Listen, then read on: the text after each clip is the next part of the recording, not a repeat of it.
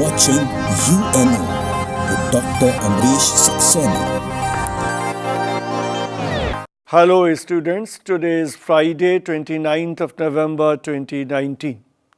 Prime Minister is the head of the executive in India. He is considered an important person and his life is very precious to the country. So the country is obliged to provide him the protection. Two prime ministers, Indira Gandhi and Rajiv Gandhi, were assassinated because of the lack of security. This reinforces on the importance of protection. At present, India has a very strong mechanism of protection, and that is SPG, Special Protection Group.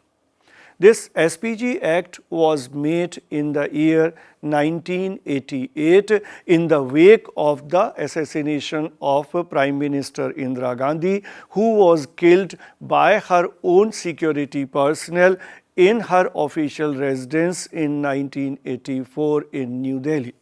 Since 1988, 4 amendments have been made in this law.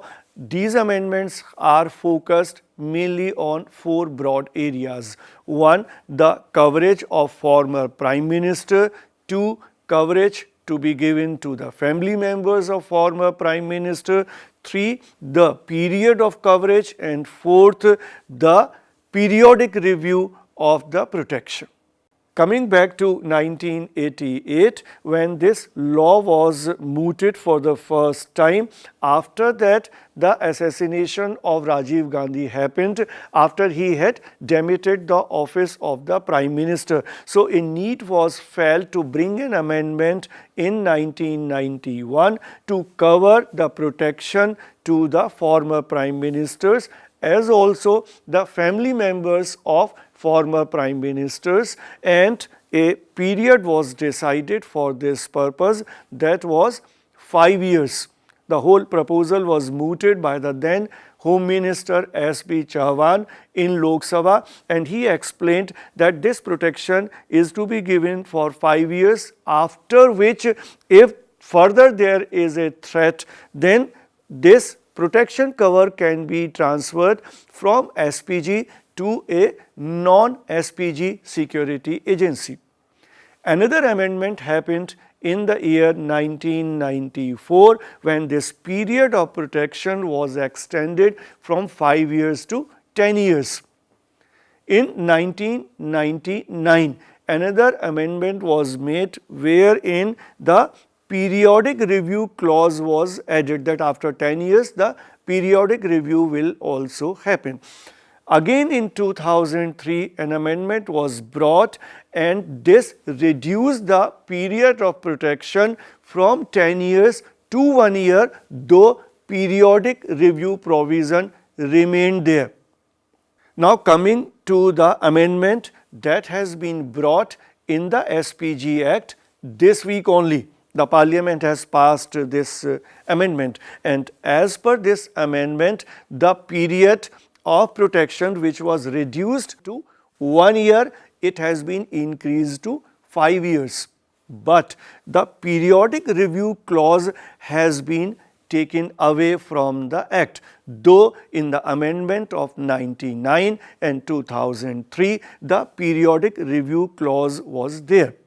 And the most important aspect which has been very explicitly added to this amendment is that the protection will be available only to the family members of the former Prime Ministers if they are living in the official residence of the Prime Minister. This means that only the immediate family members will be entitled. This means only the wife and the son or the daughter will be entitled for the protection, and if the daughter is married and has shifted with her husband, then she will not be entitled because she will not be the member of the immediate family and she will not be living in the official residence of the former Prime Minister. And the crux of this whole amendment is that it is for the former Prime Ministers when they are living. This means if a former Prime Minister has died, then the family members are also not entitled for protection. SPG is considered an elite force. It comprises the best officers of the Indian Armed Forces. These officers are also the highest paid officers given the perks that they are entitled to. So, obviously, a rationalization of the SPG protection is required.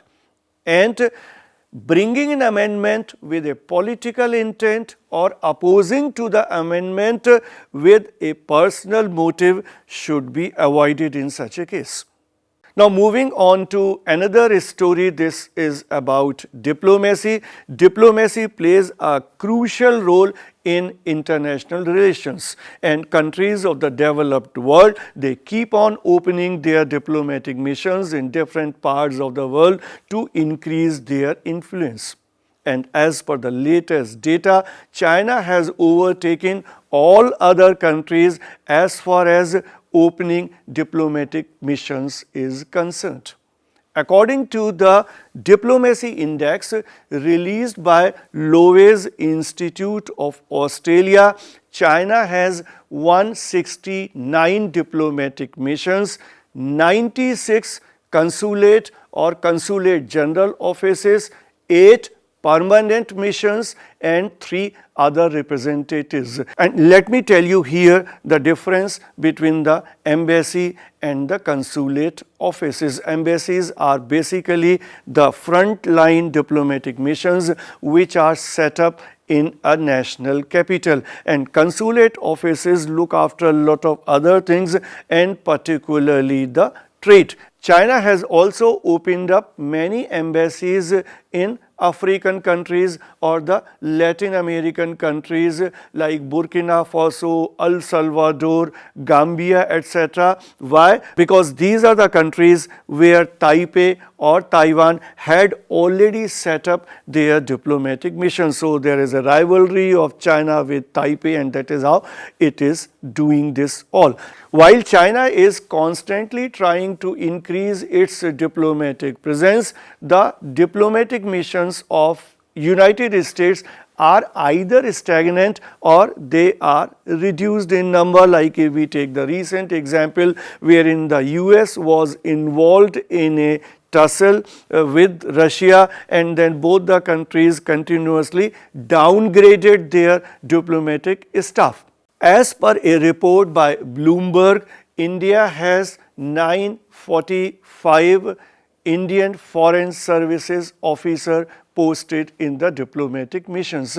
This figure is slightly high than the figure of the New Zealand, which has 885 officers, and the Singapore, which has 850 officers. Only last week, the finance minister told this in parliament that India is going to open 18 diplomatic missions in African countries. While China is trying to increase its influence in the Indian Ocean region, India is losing control in its neighborhood, and China is also making huge investment in all these countries. So, India has to compete with China on both the fronts, and lot of efforts, concerted efforts are required on the front of diplomacy, and the government has to take some really concrete measures for this purpose. That is all in today's edition.